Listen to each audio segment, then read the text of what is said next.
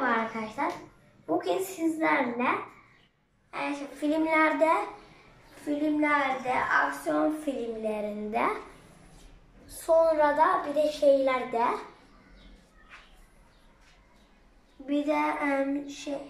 böcek filmlerinde, kırk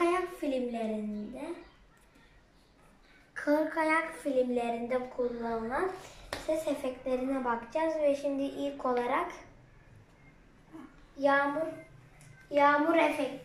yağmur sesiyle başlıyoruz.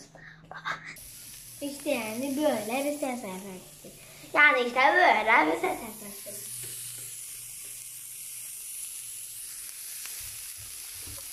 Oh! Yağmur sesinin nasıl çıkarıldığını anlatır mısın?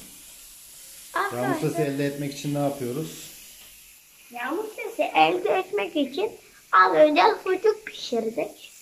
Sucuk pişiriyoruz arkadaşlar. Evet, yağmur sesi duyuyoruz değil mi? Duyuyoruz.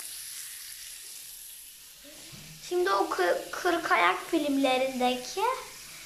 Onları bir sonraki videomuzda. Hayır. İşte ben şimdi 40 ayak filmlerindeki o 40 ayakların yürüyüşünü nasıl yapıyorlar ve şimdi onu gösteriyoruz. Bir adet havlu ve masa ile yapıyorlar. Ve tam olarak şöyle yani.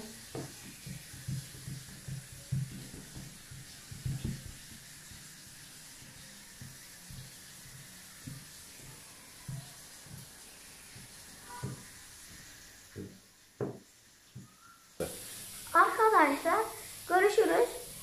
Bu tarz videoların devamını gelmesini istiyorsanız videoya like atın, abone olun, bildirimleri açıp yorum yazmayı ve kanalımıza abone olmayı ve beğenmeyi unutmayın.